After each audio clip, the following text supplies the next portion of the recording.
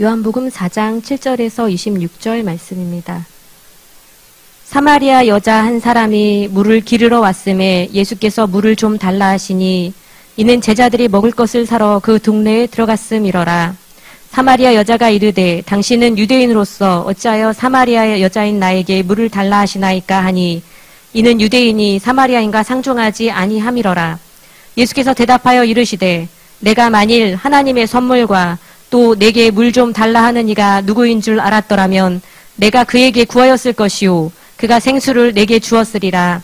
여자가 이르되 주여 물 기를 그릇도 없고 이 우물은 깊은데 어디서 당신이 그 생수를 얻겠사옵나이까. 우리 조상 야곱이 이 우물을 우리에게 주셨고 또 여기서 자기와 자기 아들들과 짐승이 다 마셨는데 당신이 야곱보다 더 크니이까.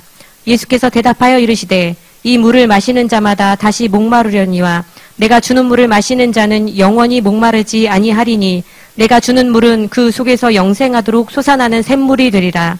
여자가 이르되 주여 그런 물을 내게 주사 목마르지도 않고 또 여기 물 기르러 오지도 않게 하옵소서. 이르시되 가서 내 남편을 불러오라. 여자가 대답하여 이르되 나는 남편이 없나이다.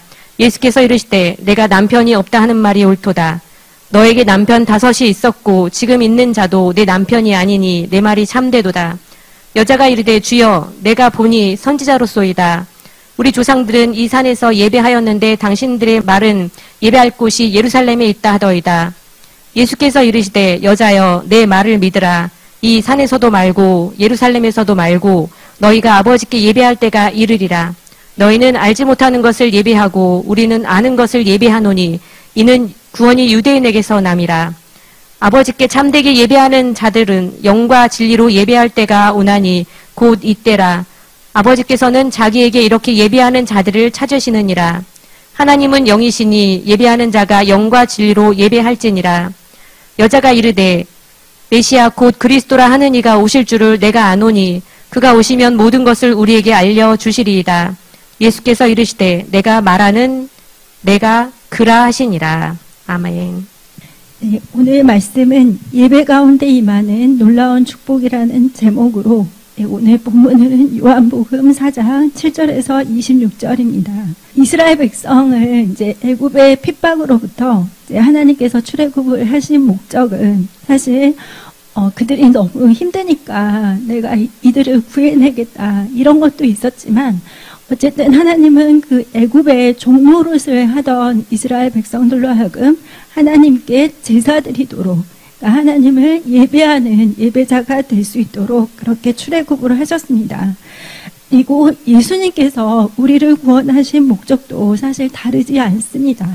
그러니까 단순히 그냥 축복받고 잘되고 건강하고 이것도 있지만 하나님의 우리를 구원하신 목적은 우리로 인해서 하나님과 화목하게 하고 그리고 하나님을 섬기고 예배하도록 그렇게 우리를 불러내셨습니다. 근데 이제 그 복음서에 보면은 예수님께서 예배에 대해서 설명하신 것은 사실 이 요한복음이 제일 이렇게 양도 많고 그리고 구체적이거든요. 그래서 이 4장을 가지고 오늘은 말씀을 나누는데요. 예수님께서 공생의 기간 동안에 굉장히 많은 사람들을 만났습니다. 근데 왜 하필이면 이 사마리아 여자에게 이렇게 중요한 예배에 대한 말씀을 하셨을까? 네, 이런 부분에 대해서 이제 저희들이 한번 좀 생각을 해볼 필요가 있습니다. 네, 그래서 이제 일단 이 여인에 대해서 한번 조금 알아보면, 이 여인은 일단 이방인이었죠. 네, 유대인들은 사마리아인들을 이방인으로 여겼습니다. 사실 예수님께서 제자들에게 예배에 대해서 말씀을 하셨을 수도 있고, 그리고 또 그 요한복음 그 여인을 만나기 앞에 이제 예수님께 니고데모가 찾아왔거든요.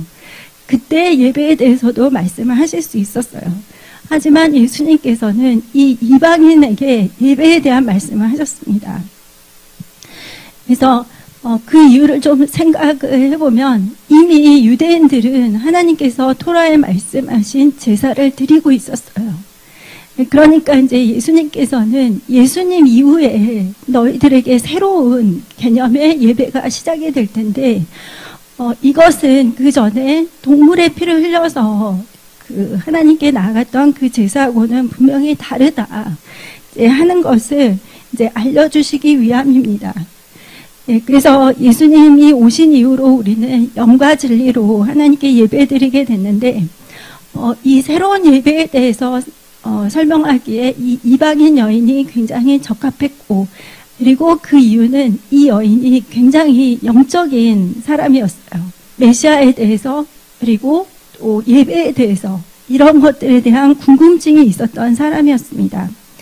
그리고 두 번째, 이 여인의 특징을 보면은 과거에 남편이 5명이나 있었고 현재 같이 있던 그 남자도 남편은 아니었어요. 그러니까 일반적으로 보면은 이 여자가 굉장히 부도덕하고 그리고 모든 사람들이 주인이라고 할 만한 그런 사람이구나, 이제 이렇게 알 수가 있는데, 근데 이제 좀 다른 면으로 저희들이 이거를 보면은 예수님 때도 마찬가지였고 구약 시대에도 마찬가지였고 사회적으로 가장 약자가 바로 과부하고 고아였습니다. 그러니까 우리가 고아라고 하면은 이제 엄마도 없고 아빠도 없고 이래야 되는데, 그 예수님 당시에도 그랬고 그 전에도 그랬고 이때의 고아의 개념은 그냥 아빠가 없으면 무조건 고아예요. 엄마가 있어도 고아라고 했습니다. 그만큼 이제 남편이 없는 여자의 입지가 이렇게 굉장히 약했어요. 그러다 보니까 이 여인은 어떻게 해서든지 자신의 보호막, 울타리, 그리고 자신이 믿을 만한 편안한 안식처, 그러니까 참된 남편을 굉장히 만나고자 했었어요. 근데 계속해서 실패를 했죠. 5명의 남자도 다 그런 사람이 아니었고, 그리고 현재 있는 그 남편도 그렇게 좋은 사람이 아니었어요. 그러니까 이 여인은 정말 이 신랑 대신 참된 구주, 메시아, 그러니까 예수님을 못 만난 거죠.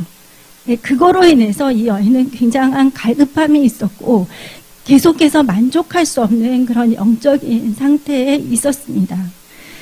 그런 그녀에게 이제 예수님께서 10절에 보니까 예수님이 뭐라고 말씀하셨냐면, 예수께서 대답하여 이르시되 내가 만일 하나님의 선물과 하나님의 선물이 나오고 있죠.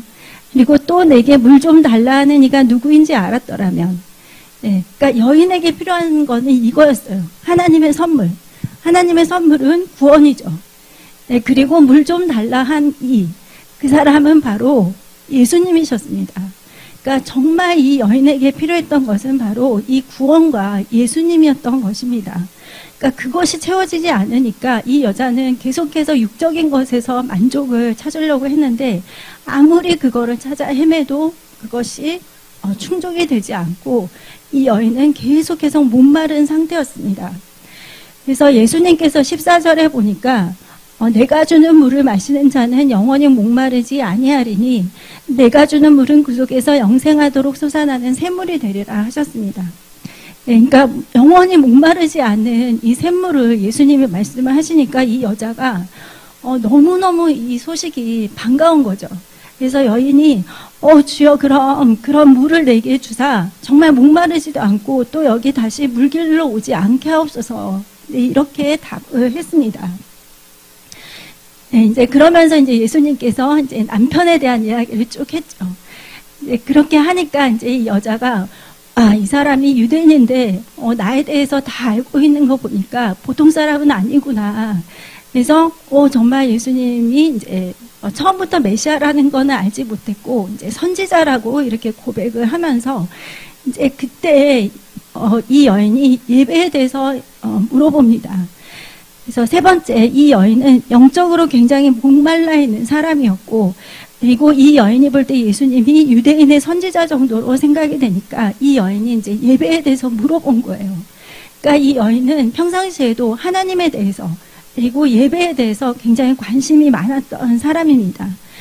그러면서 이제 이 여인이 예수님께 질문을 했던 것은 20절에서 예배의 장소에 대해서 언급을 하고 있어요. 그래서 20절 보니까 우리 조상들은 이 산에서 예배하였는데 당신들의 말은 예배할 곳이 예루살렘에 있다 하더이다. 그러니까 이 산은 바로 이제 그리심 산인데요. 그러니까 그 당시만 하더라도 이 사마리아인들은 예루살렘에 가서 하나님께 제사를 드릴 수가 없었어요. 그러다 보니까 이제 이 사마리아인들이 그리심 산에다가 이제 예배 처소를 세워놓고 이제 거기서 예배를 드렸거든요.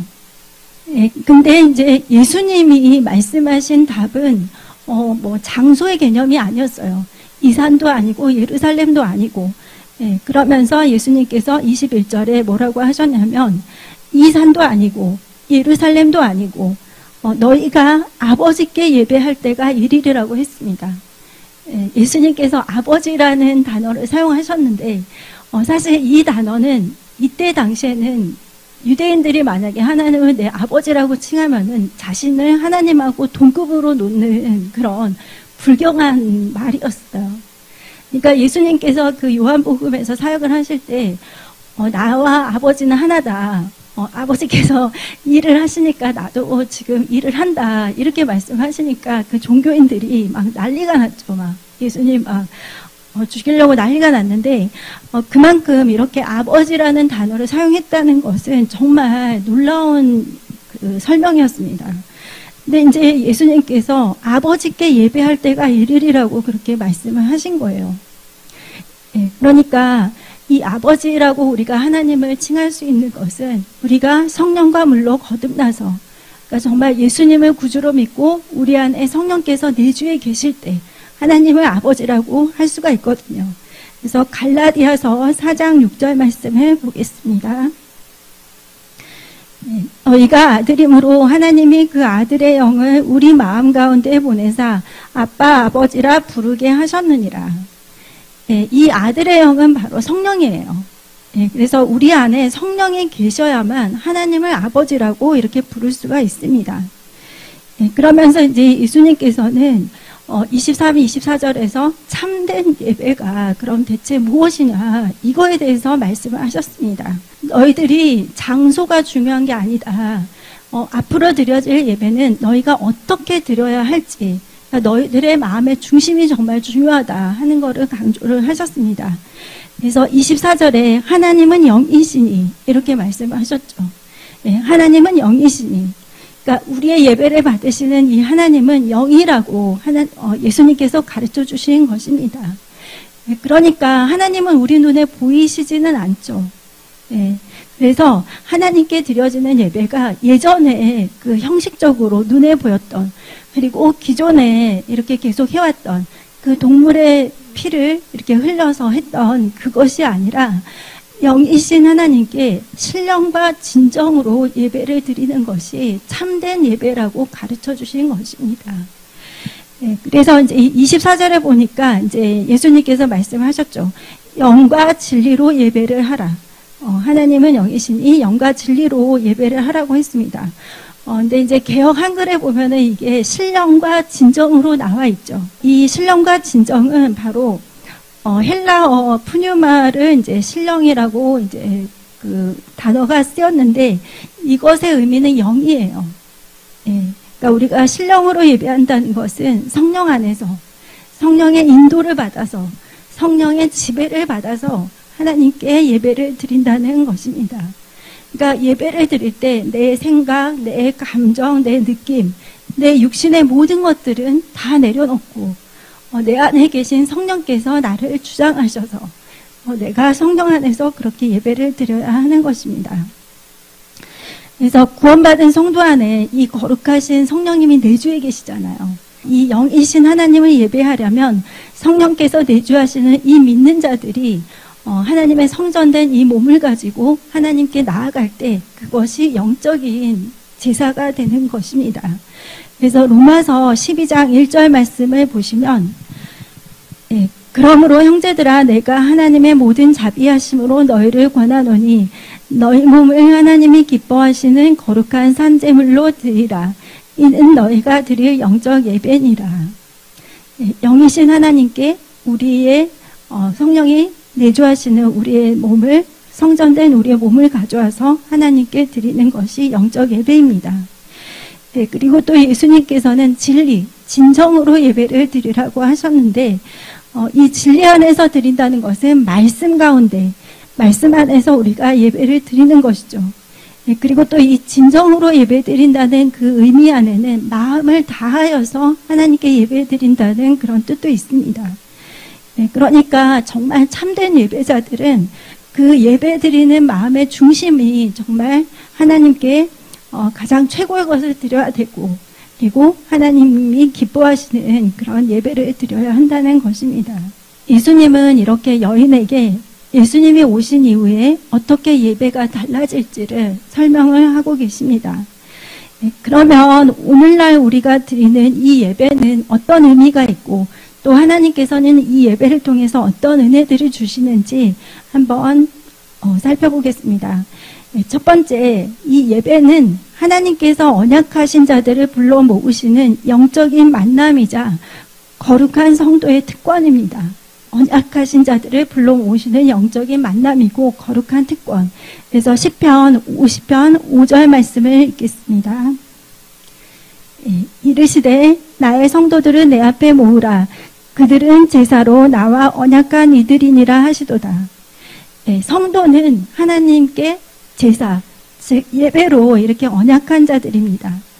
그래서 우리가 하나님께 예배를 드릴 때는 이렇게 하나님이 나를 불러주신 그 부르심에 먼저 감사하시고, 그리고 또 예수님을 통해서 나를 구원해 주신 그 은혜에 감사하시고, 그리고 또 하나님을 만나는 감사와 감격 가운데에서 하나님께 예배를 드려야 합니다.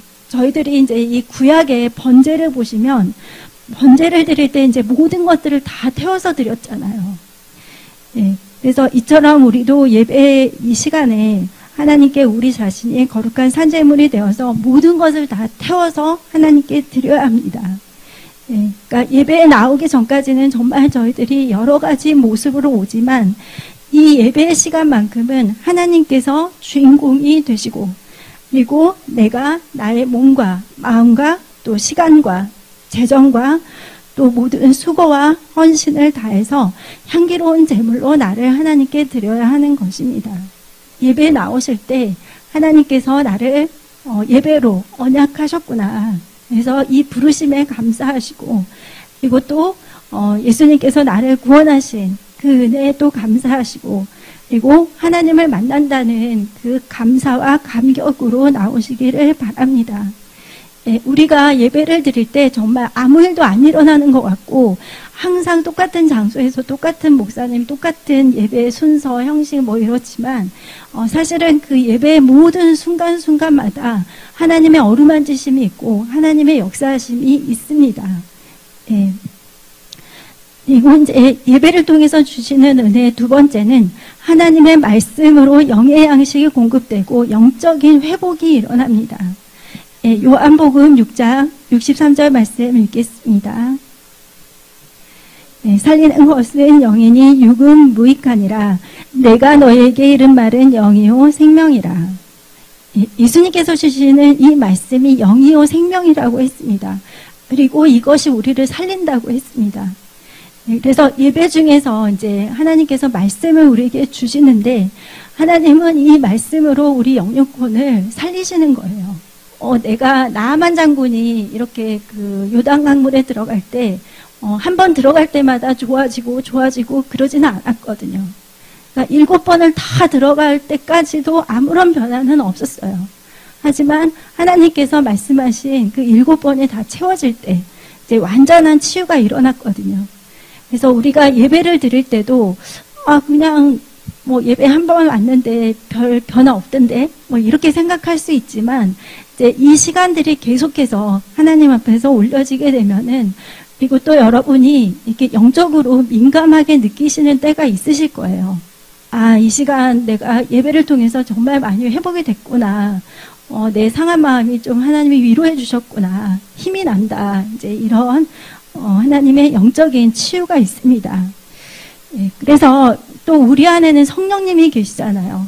이 성령께서 그 목사님을 통해서 많은 사람들을 대상으로 해서 말씀을 주시지만, 사실 그 안에 계신 성령님이 각 사람들마다 다른 깨달은 은혜를 주세요. 그래서 요한복음 14장 26절에 보혜사 곧 아버지께서 내 이름으로 보내신 성령, 그가 너희에게 모든 것을 가르치고 내가 너에게 말한 모든 것을 생각나게 하리라. 예. 이 성령께서 우리에게 하나님의 이 말씀에 대해서 가르쳐 주세요. 그리고 깨닫게 해주시고, 그리고 하나님께서 말씀하신 것들을 우리로 하여금 생각나게 하시죠. 이 말씀이 우리로 하여금 그런 순간순간마다 깨닫게 하시는 은혜가 있습니다. 예. 그리고 또 이런 영적인 회복이 이루어지다 보면은 우리 삶의 모든 영역들의 회복과 또 육신의 치유가 함께 일어나요. 요한 3서 1장 2절 말씀 같이 읽겠습니다. 네, 사랑하는 자여, 내 영혼이 잘된 같이 내가 범사에 잘되고 강건하기를 내가 간구하노라. 그러니까 이 삶의 회복이 먼저 영적인 회복이 있어야 돼요. 네, 영적인 회복이 있어야 범사가 회복이 되고, 그리고 또 육신의 그 건강도 하나님께서 회복을 시키시거든요. 그래서 내가 예수님을 알고 말씀을 알고, 그리고 하나님께 내가 찬양으로 하나님 보좌 지성소에 나아가서 하나님을 만나고, 그렇게 해서 하나님과 내가 이렇게 교제하고 교통함으로 인해서 주시는 은혜가 있습니다. 네, 그거를 통해서 영적인 회복과 또 모든 삶의 회복과 또 육신의 치유가 일어난다는 것입니다. 네, 그리고 또 이 말씀이 우리에게 주어질 때 하나님께서는 이 말씀으로 우리를 깨끗하게 신기신다고 하셨거든요. 근데 이렇게 깨끗하게 하시는 이유는 우리 삶에 열매를 맺게 하기 위해서입니다. 그래서 요한복음 15장 2절에서 5절 말씀을 보시면, 물은 내게 붙어 있어 열매를 맺지 아니하는 가지는 아버지께서 그것을 제거해 버리시고, 무릇 열매를 맺는 가지는 더 열매를 맺게 하려 하여 그것을 깨끗하게 하시느니라. 너희는 내가 일러준 말로 이미 깨끗하여졌으니 내 안에 거하라. 나도 너희 안에 거하리라. 가지가 포도나무에 붙어있지 아니하면 스스로 열매를 맺을 수 없음같이 너희도 내 안에 있지 아니하면 그러하리라. 나는 포도나무여 너희는 가지라. 그가 내 안에 내가 그 안에 거하면 사람이 열매를 많이 맺나니 나를 떠나서는 너희가 아무것도 할 수 없음이라. 하나님께서 말씀을 주셔서 우리를 깨끗하게 하셔서 열매 맺는 그런 가지가 되게 하십니다. 예배를 통해서 주시는 은혜의 세 번째는 하나님이 주시는 축복들을 우리가 이 예배 가운데 받게 됩니다. 민수기 이제 6장 24절에서 27절을 보면은 제사장 아론의 축복 기도가 나오는데요. 같이 한번 읽겠습니다. 여호와는 내게 복을 주시고 너를 지키시기를 원하며, 여호와는 그의 얼굴을 내게 비추사 은혜 베푸시기를 원하며, 여호와는 그 얼굴을 내게로 향하여 드사 평강 주시기를 원하노라 할지니라 하라. 그들은 이같이 내 이름으로 이스라엘 자손에게 축복할지니 내가 그들에게 복을 주리라. 이 제사장의 그 축복 기도를 너희들이 하게 되면은 내가 그 복을 내 백성에게 주리라. 이렇게 하나님께서 말씀을 하셨습니다. 그러면서 이제 여기서 여호와가 3번 나오죠. 여호와는 내게 복을, 여호와는 그의 얼굴을, 여호와는 그의 얼굴을. 이렇게 해서 여호와가 3번이 나오는데 이것은 이제 삼위의 하나님께서 주시는 축복을 내포하고 있습니다. 그리고 이제 여기서 이 단어들을 보면은 굉장히 흥미로운 것이 복과, 그리고 지키시는 것은 안전이죠. 보호하는 것. 그리고 또 은혜를 베푸시고 마지막에는 평강. 이렇게 말씀하셨습니다. 그러니까 이것은 또 저희들이 많이 들었던 내용인데 바로 이것이 이제 샬롬이죠. 샬롬의 축복이 이 제사장들을 통해서 주의 백성들에게 이렇게 주어지는 것입니다. 그리고 이제 신약에 오게 되면은 이것을 사도 바울이 축도의 형태로 이렇게 합니다. 그래서 고린도후서 13장 13절 말씀을 보시겠습니다. 주 예수 그리스도의 은혜와 하나님의 사랑과 성령의 교통하심이 너희 무리와 함께 있을지어다. 여기서도 이제 삼위의 하나님이 다 나오죠. 예수님, 그리고 하나님, 성령님 이렇게 다 나옵니다. 그래서 이제 우리가 예배를 마칠 때 이 축도를 통해서 하나님께서 이런 축복들을 우리에게 내려주시는 것입니다. 그래서 예배는 꼭 축도까지 드리고 가야 된다고 이제 어릴 때부터 많이 배우셨잖아요. 그래서 이렇게 예배를 통해서 우리가 새 힘을 얻고 또 영육혼이 하나님의 것으로 채워지고 또 그렇게 해서 하나님이 우리에게 기름 부으셔가지고 마지막으로 이제 하시는 것은 우리를 세상 가운데 파송하시는 것입니다. 그러니까 예배가 그냥 예배 순서 끝났구나, 축도 끝났구나, 이제 밥 먹으러 가자. 물론 순서에 우리는 식사하는 것도 있긴 하는데 결국은 하나님께서 이렇게 예배를 통해서 성도를 부르시고 또 모든 말씀과 축복과 기름 부음과 은혜를 주시고 회복시키시고 하시는 이유는 세상에 나아가서 내가 준 사명을 너희들은 감당해라. 이제 이거를 말씀을 하시는 것입니다. 이 파송의 이유를 한번 저희들이 살펴보면 첫 번째는 세상을 정복하고 다스리도록 하기 위함입니다. 예수님께서 이 십자가를 지시기 전에 이제 제자들을 놓고서 굉장히 간절한 기도를 하나님께 하셨어요. 이 제자들이 너무 걱정이 돼가지고 예수님께서 그 한 장 이상의 지면을 이렇게 할애를 하면서 하나님께 기도를 하셨는데, 그리고 또 예수님께서는 제자들을 세상 가운데 내보내면서 양을 이리떼에 이렇게 보내는 것과 같다 이렇게 말씀을 하셨거든요. 그래서 하나님께서는 이 예배를 통해서 우리를 무장시키시는 것입니다. 세상에 파송하기 전에 하나님께서 이 예배를 통해서 우리를 무장을 하게 해서 우리가 세상에 영향을 받고 세상에 정복당하는 자가 아니라 우리가 나가서 세상을 정복하고 영향력을 미치고 그렇게 해서 하나님께서 주신 그 권세를 가지고 세상을 정복하고 다스리는 크리스천들이 되게 하기 위함입니다. 그리고 두 번째 파송의 이유는 예수님께서 주신 이 대위임령을 수행하도록 하기 위함입니다. 마태복음 28장 18절에서 20절 말씀을 읽겠습니다. 예수께서 나와 말씀하여 이르시되 하늘과 땅의 모든 권세를 내게 주셨으니 그러므로 너희는 가서 모든 민족을 제자로 삼아 아버지와 아들과 성령의 이름으로 세례를 베풀고 내가 너희에게 분부한 모든 것을 가르쳐 지키게 하라. 볼지어다 내가 세상 끝날까지 너희와 항상 함께 있으리라 하시니라. 예수님께서 모든 권세를 다 회복해가지고 우리는 그 예수의 이름의 권세를 가지고 이제 세상으로 파송된 것입니다. 이 예배를 통해서 주시는 은혜는 내 자신만 잘 살라는 그런 뜻이 아니라 내가 받은 구원과 그리고 속죄의 은혜를 세상의 많은 사람들에게 전파하고 또 우리를 사회 곳곳에 이렇게 하나님이 심어주시는 이유는 그곳에서 만나는 사람들을 위해서 기도하고 이렇게 기도가 쌓이면요 정말 사람들이 달라지거든요. 그래서 기도하고 또 그들을 축복하고 그리고 그들에게 기쁜 소식 복음을 전하고 또 그들도 예수를 알아서 꼭 천국 가는 하나님 백성들이 될 수 있도록 그것을 잘 감당할 수 있도록 하나님은 예배를 통해서 우리에게 은혜와 기름 부음과 축복을 주십니다. 그래서 예배는 정말 하나님과의 영적인 교통이고 또 이 예배의 시간은 정말 영광의 시간이고 축복의 시간입니다. 예배 가운데 하나님이 우리에게 깨닫는 은혜를 주시고 또 말씀으로 우리를 변화시켜 주시고 깨끗하게 씻어 주시고 또 영적인 성장을 이루어 주시고 또 영육권의 회복을 이루어 주시는 놀라운 역사가 이 예배 가운데 있습니다.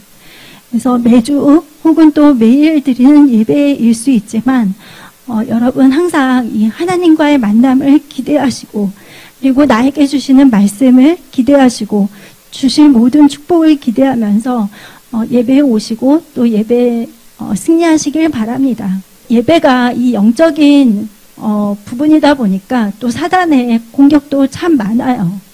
예배를 섬기는 사람들을 공격할 수도 있고 또 말씀을 선포하시는 목사님이나 또 예배를 드리는 성도님들로 하여금 예배에 어떻게 듣든지 이렇게 실패하게 만들고 또 은혜를 못 받게 하는 것들이 있을 수 있습니다.